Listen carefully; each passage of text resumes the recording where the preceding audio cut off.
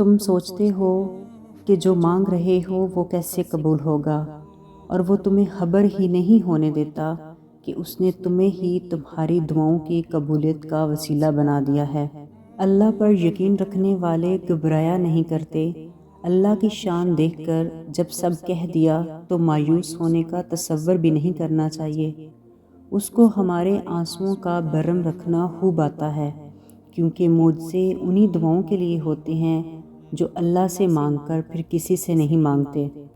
अल्लाह को बार बार मनाने से, उसके हजूर गिड़गिड़ाने से वो भी मिल जाता है जिसका तसव्वुर भी कभी नामुमकिन रहा हो। अल्लाह देखता है जब तुम सजदों में तड़पते हो।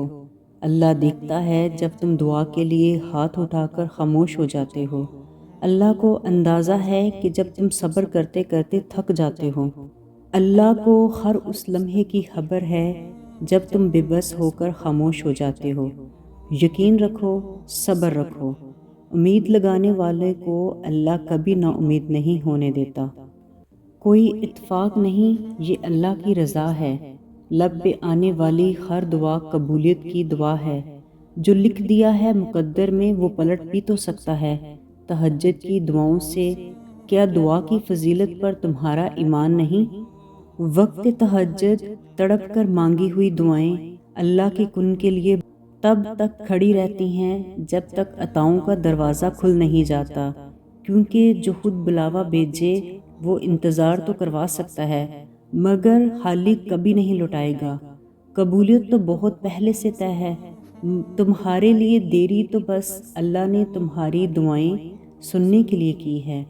दुआओं की सबसे बड़ी ताकत ये है कि दुआएं वहाँ जा सकती हैं जहाँ इंसान नहीं जा सकता।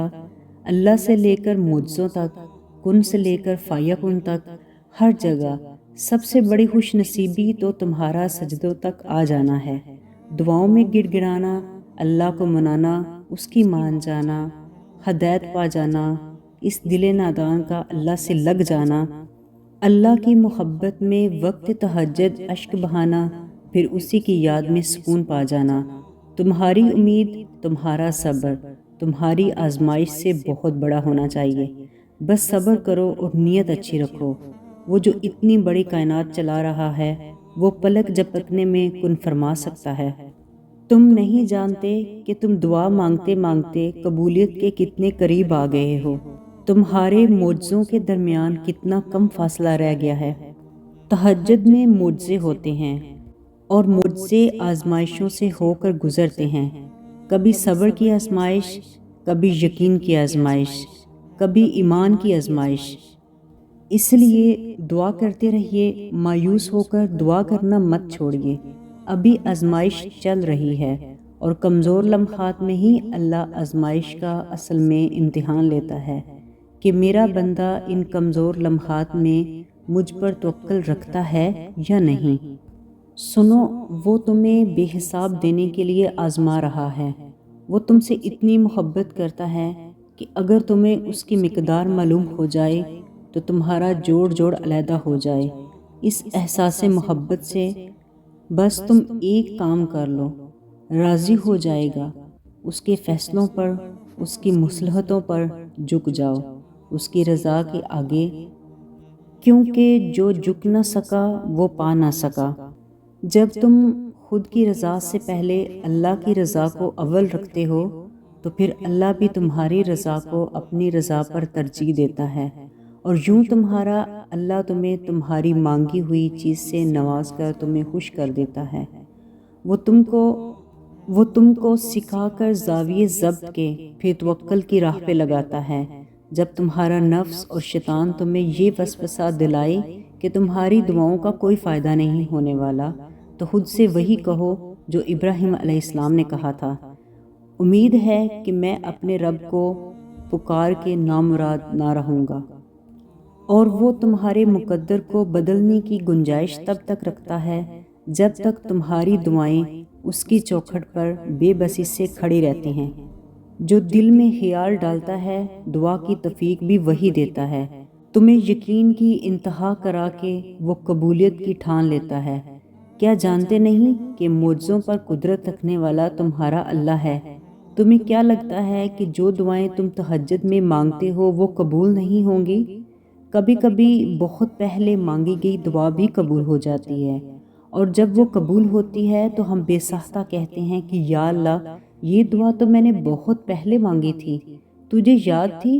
ایک دن تم ان دعاؤں پر بھی یہی الفاظ کہو گے جو اب مانگتے ہو۔ کن فرمانا مشکل تھوڑی ہے نا اللہ کے لیے، جب وہ کن فرماتا ہے تو بس ہو جاتا ہے۔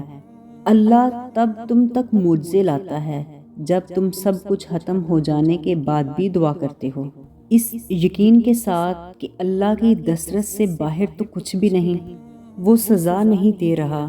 یہ تکلیف اور بے سکونی تو تمہیں اس تک لے جانے کا ایک بہانہ ہے۔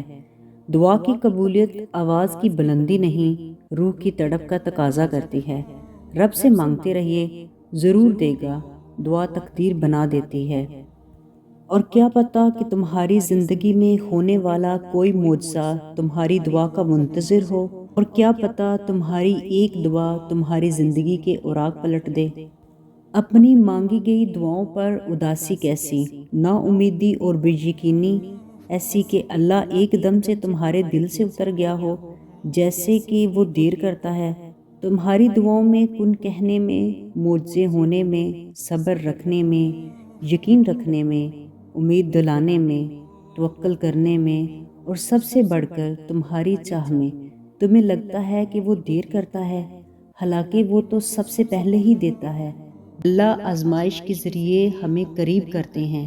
یہ بھی تو ہو سکتا ہے کہ اسے دعاؤں میں تمہارے منہ سے نکلے ہوئے الفاظ پسند آ گئے ہوں، اور وہ تمہیں بار بار سننا چاہتا ہو، اس لیے دعاؤں کی قبولیت میں دیری ہو رہی ہو سکتا ہے کہ نصیب کے پنے پر درج ہو کہ اس صبر کے بدلے میں من پسند چیز سے نوازا جائے۔ کیا تمہیں اللہ کا وعدہ یاد نہیں؟ رسول اللہ صلی اللہ علیہ وآلہ وسلم نے فرمایا، تمہارا رب بڑا حیادار اور صحیح داتا ہے۔ جب بندہ اس رب کے سامنے دستے سوال دراز کرتا ہے تو اسے انسان کو خالی ہاتھ لٹاتے ہوئے حیا آتی ہے۔ تمہارا یہ نمازوں میں رونا بے وجہ نہیں ہے، اور بے فکر ہو جاؤ، یہ کبھی ضائع نہیں جائے گا۔ جو آنسو اللہ کے سامنے بہائے جاتے ہیں وہ انہیں پانی سے موتی بنا دیتا ہے۔ جو بھی خود کو اس کے حوالے کر دیتا ہے وہ اسے سنبھال لیتا ہے۔ صبر منزل نہیں ہے، صبر تو راستہ ہے دعاؤں کی قبولیت تک پہنچنے کا۔ تم صبر کے راستے پر ثابت قدم رہنا، راستہ بہت جلد منزل تک لے جائے گا۔ کچھ قبولیت کی نشانیاں ایسی بھی ہوتی ہیں، جب اللہ تمہیں صبر کے طویل آزمائش سے گزارتا ہے تو سمجھ جاؤ کہ وہ تمہیں جلد بہترین سے نوازنے والا ہے۔ تم مانگنے میں حد کر دو، اللہ دینے میں حد توڑ دے گا۔ بے شک وہی دینے والا ہے، بے شک میرا رب دعاؤں کو سننے والا ہے۔